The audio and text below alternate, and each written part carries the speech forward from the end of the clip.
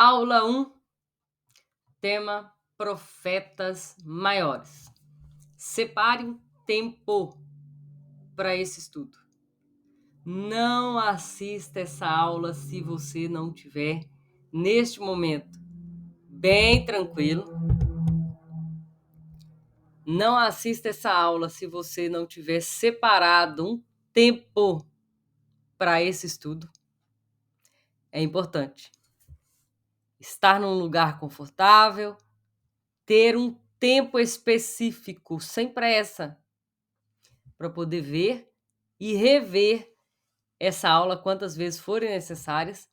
Você vai ter acesso ao PDF, tá logo abaixo aqui, e acesso ao nosso grupo lá no Telegram, onde você pode perguntar qualquer questão por lá. Vem comigo para a aula 1 nesse módulo Profetas Maiores. A graça e a paz, sejam todos muito bem-vindos.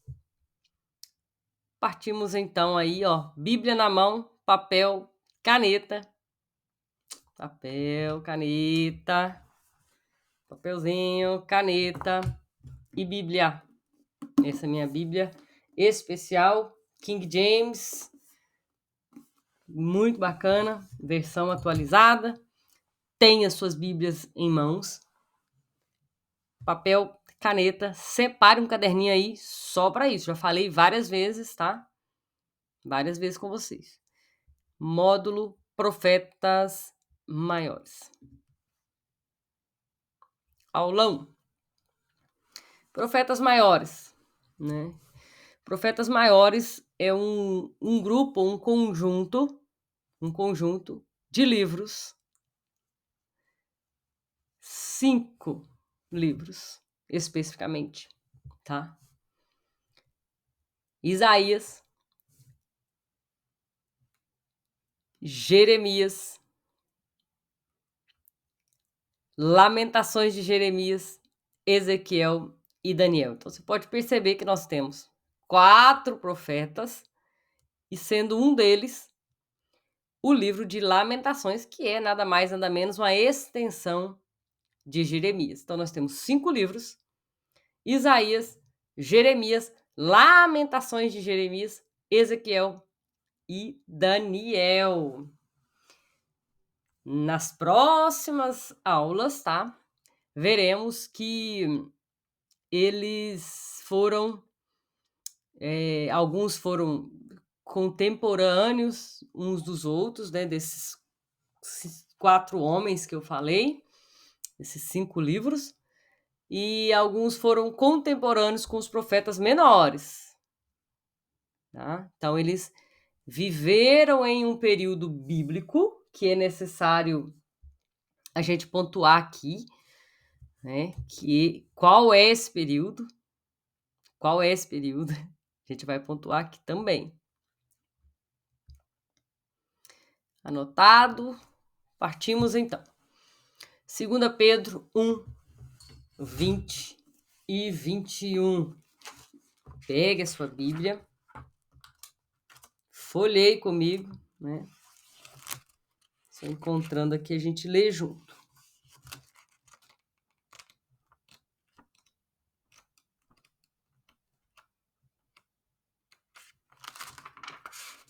Segunda Pedro 1,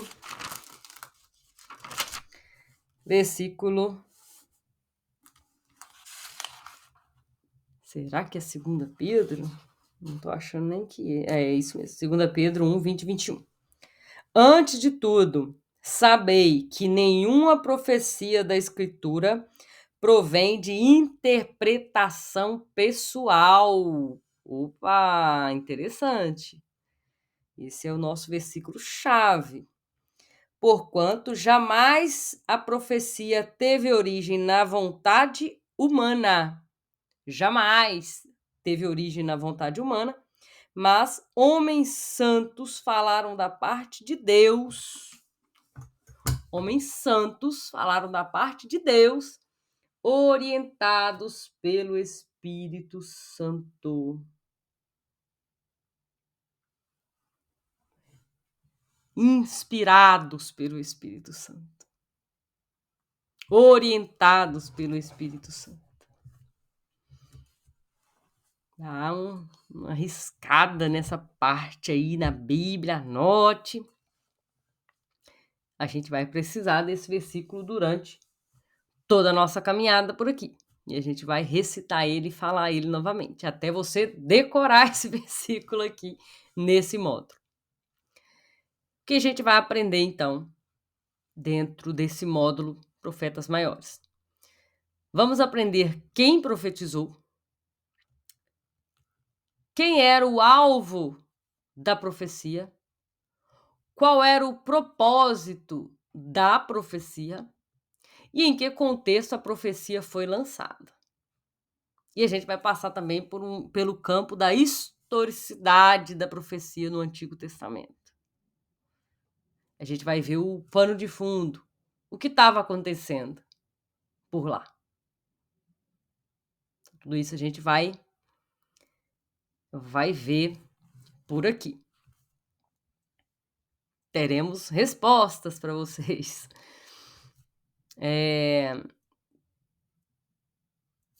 Tem uma questão que surgiu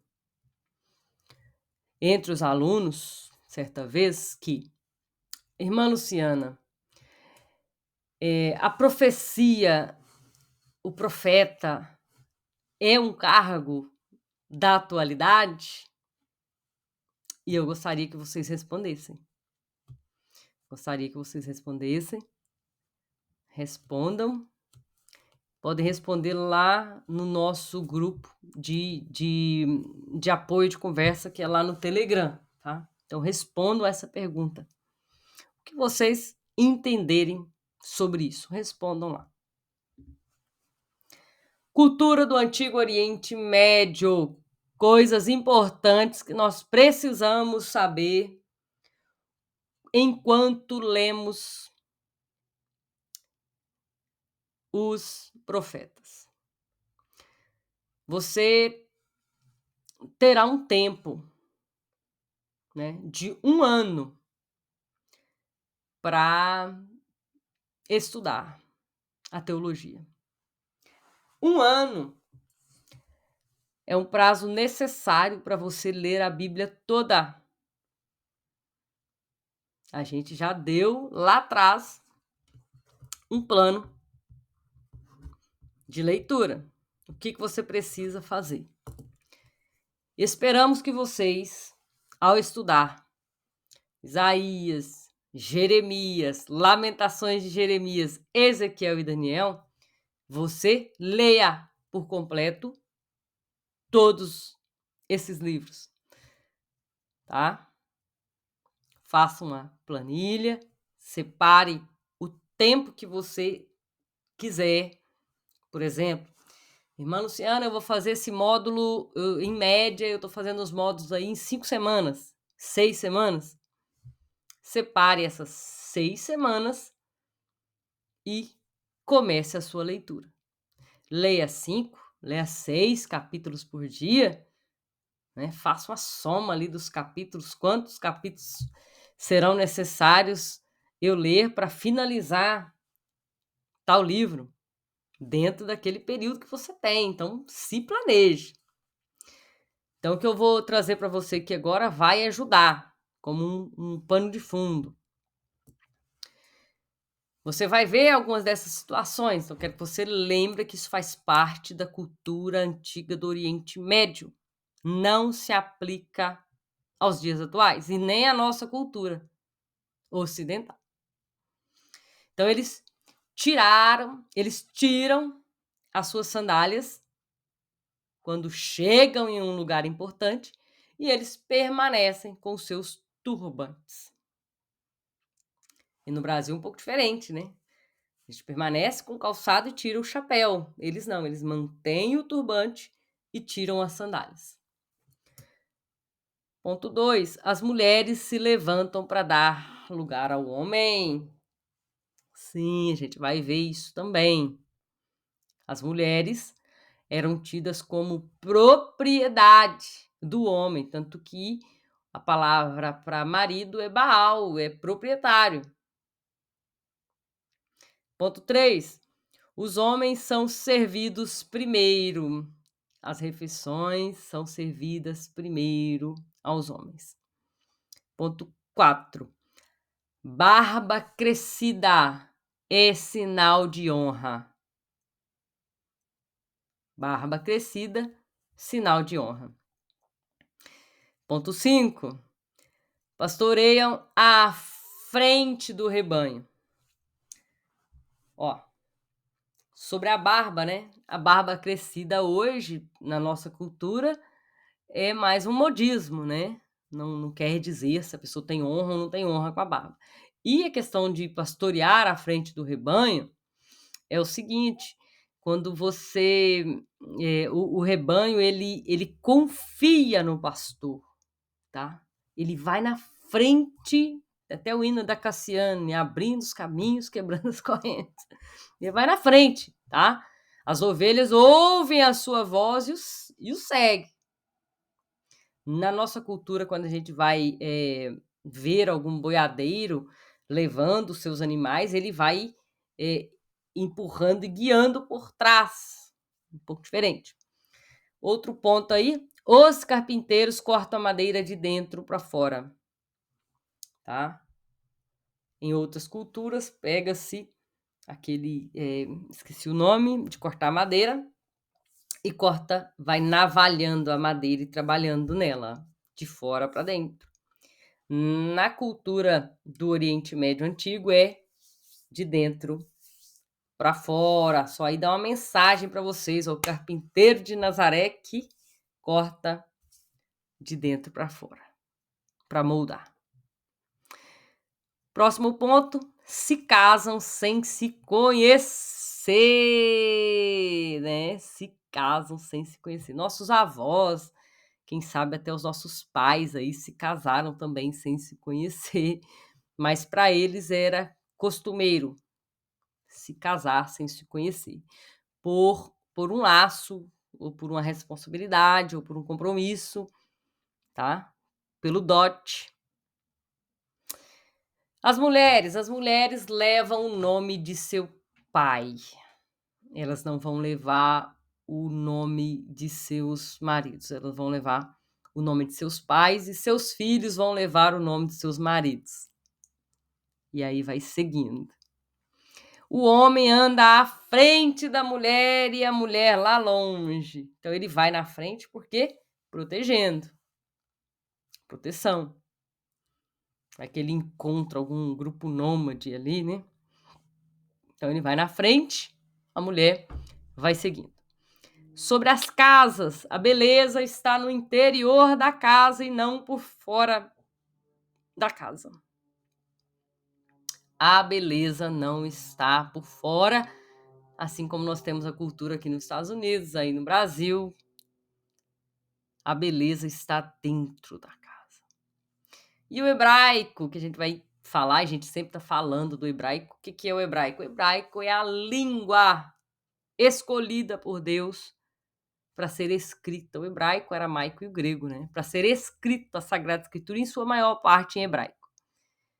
O hebraico é a língua do povo judeu até hoje. Então, esse hebraico, ele é lido não da esquerda para a direita, mas da direita para a esquerda. E de cima para baixo. Interessante. E sobre a assinatura. A assinatura é sempre no início da carta. A gente vai ver sobre essa carta quando você estiver lendo o livro de Daniel, né? E fez ali um decreto e selou esse decreto. Então a assinatura está ali, eu, o rei, digo isso, e sela aquela carta. E outro ponto importante, eles se orientam pelo nascer do sol da manhã, pelo leste. Se orientam pelo nascer do sol. E não pelo norte, como nós nos orientamos por aqui. Dito isso, vamos entrar então nos pontos importantes aqui. Um breve histórico do profetismo bíblico.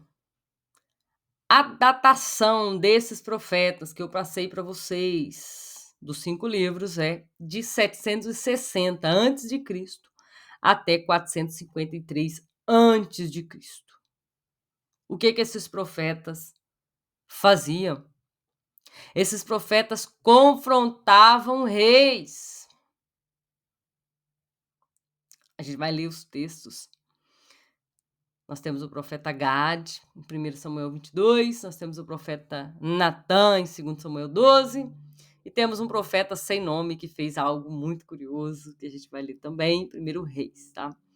Então vamos ler lá. A ação dos profetas maiores foi durante o período da monarquia, com Isaías e Jeremias. Eles estavam em Judá. E posteriormente no cativeiro, Ezequiel e Daniel. E pós-cativeiro, nós temos vários dos profetas menores, mas alguns na monarquia, alguns no cativeiro. A gente vai ver quando chegar lá. Segura a curiosidade aí, eu faço as suas pesquisas. Vamos ler 2 Samuel 22, 5. Vamos ver o que esses profetas que confrontavam reis estavam fazendo.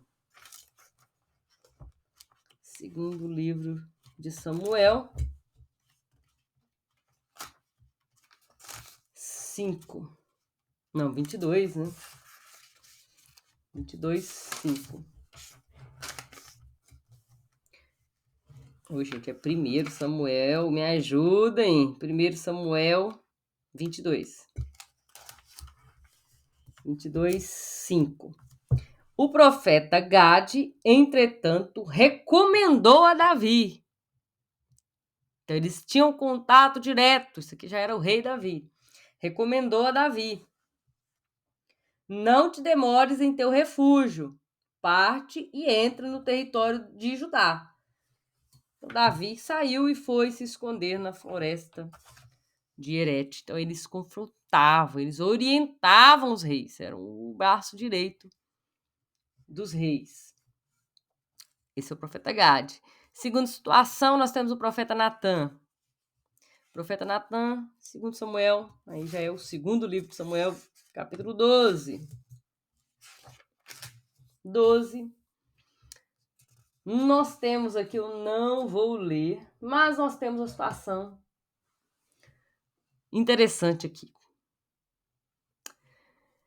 Davi peca em seu pecado com Batseba, né? Nós conhecemos aí esse histórico. E ele, então, Davi, é confrontado por Deus através de Natã. E Natã apresenta para ele ali uma metáfora. Olha, tinha uma ovelhinha que o cara cuidava dela no seu colo. E tinha um outro grande pastor, proprietário de várias ovelhas, mas aquele cara não se contentou e roubou a ovelhinha e matou a ovelhinha. Comeu, né? Fez churrasco da ovelhinha daquele homem que só tinha uma ovelhinha. Qual a sentença, Davi, para esse tipo de situação? E aí o profeta deixa essa situação na mão do rei. O rei diz o quê? Digno de morte, esse homem precisa morrer. Natã então vem com aquela frase espetacular. E ele diz, ó, versículo 7, capítulo 12, versículo 7. Então Natã revelou a Davi: esse homem és tu. Opa, esse homem é você. Então eles vêm, eles orientam, mas eles também confrontam. Vamos ler sobre o profeta sem nome. Tem muitos profetas também, a gente vai ver, que não teve nome. 1 Reis, capítulo 13, versículo 1 a 4. Deixa eu achar aqui. Diz o seguinte: vocês acharam aí? Dá um pause no vídeo, voltam e acompanhem comigo. Lembrando que eu estou lendo aqui na King James atualizada, tá? eis que um homem de Deus chegou de Judá a Betel. Então diz que é um homem de Deus, por ordem de Jeová. No momento em que Jeroboão estava em pé diante do altar para queimar incenso, e por determinação do Senhor, gritou contra o altar esta condenação: Altar, altar, assim fala Jeová, o Senhor. Eis que na casa de Davi nascerá um filho chamado Josias, que imolará sobre ti os sacerdotes dos altares idólatras que hoje queimam incenso aqui, e ossadas humanas serão queimadas sobre ti mesmo. Naquele mesmo dia, deu-lhe um sinal, afirmando: Este é o sinal de que Jeová falou: o altar se partirá, e toda a cinza que está sobre ele se derramará. E aí vem o versículo 4. Quando o rei Jeroboão ficou sabendo que o homem de Deus bradava contra o altar de Betel, estendeu a mão. Veja aqui, ó. Estendeu a mão. Deixa eu apontar para vocês aqui. Olha a situação. Estendeu a mão e gritou e exclamou: Prendei-o! Prendei-o! Entretanto, o braço do rei,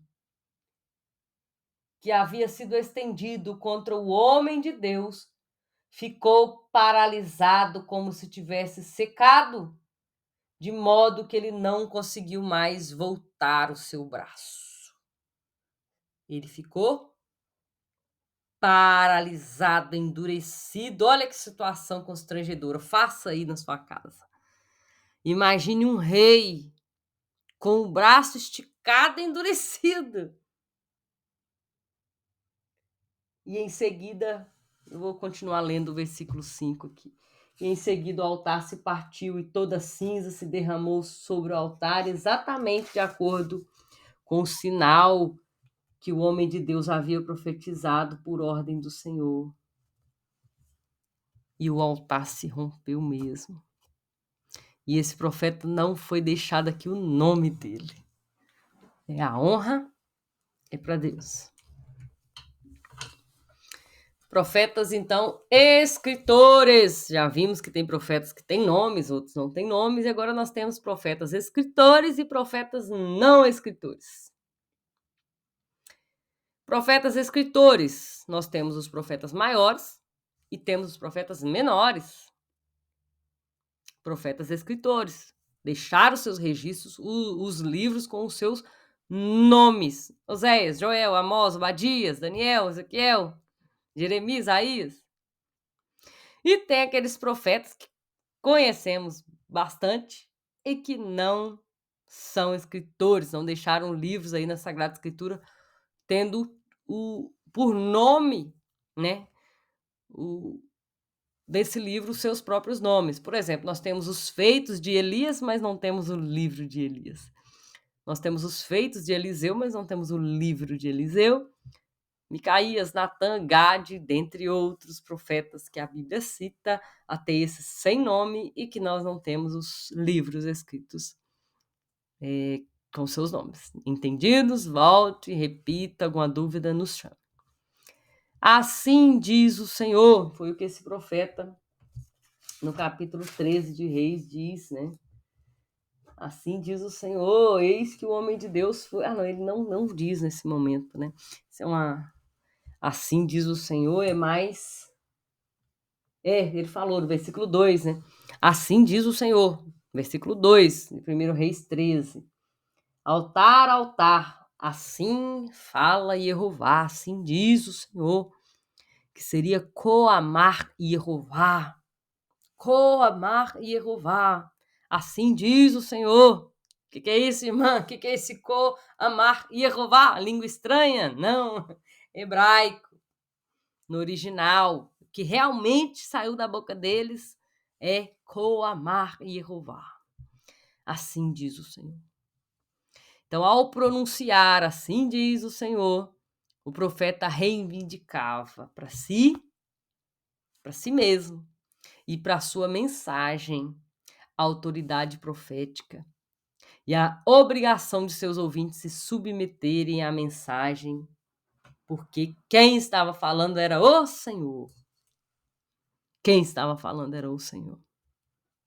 Então, ele reivindica para si mesmo e para a sua mensagem. Então, o profeta, ele está interligado com a sua mensagem. Não vale, faço o que eu digo, não faço o que eu faço. Ele está interligado, o profeta e a sua mensagem. Profeta, em grego, profetes. O que é isso? Pro significa diante, no grego. Em grego. Fetes significa aquele que fala ou um porta-voz. Então, profeta significa um porta-voz, ou aquele que está diante, aquele que fala diante do povo. Isso é profeta. Eu deixei aqui a diferença entre profeta e sacerdote para seguirmos essa aula. Tem alguns aqui que são profetas e sacerdotes. Então, eles fazem essa dualidade, tá? Em profeta e sacerdócio. Primeiro, é o sacerdote. O que é o sacerdote? O sacerdote, ele fala do povo para Deus. Então, ele tem essa... Eu vou usar essa ponta da caneta para cima.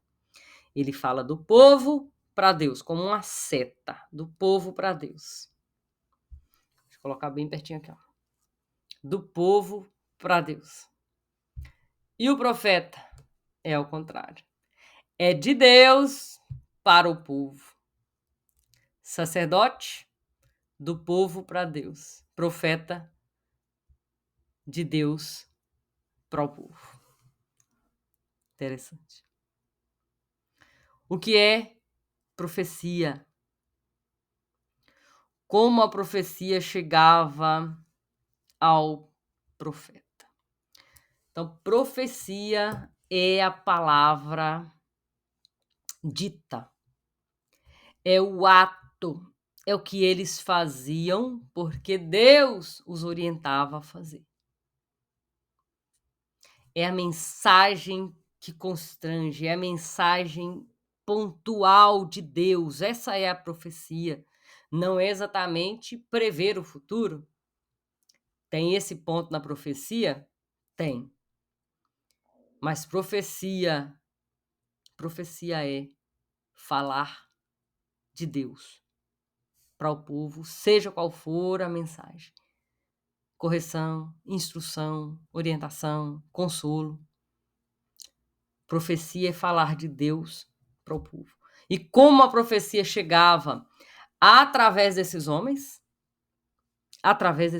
que a gente vai ver um por um, ela chegava através deles e era ouvida e era vista pelo povo também por atos proféticos. Então, isso é profecia. E como a profecia chega? Ela chega através dos homens, na voz dos homens. Próxima aula nós temos o profeta Isaías. A gente vai ver onde ele viveu, como ele profetizou, para quem ele profetizou, quais os atos proféticos que ele fez, quem era sua esposa. É interessante entender isso? Sim. Como era o nome dos seus filhos? Quantos anos ele foi profeta? Por quantos anos? E por que ele é chamado de profeta messiânico? A gente vai ver tudo isso na próxima aula. E veja, reveja, leia o PDF que eu disponibilizei para vocês, tá? Veja, reveja a nossa aula. Essa aula é complemento do PDF. O PDF é o ponto central.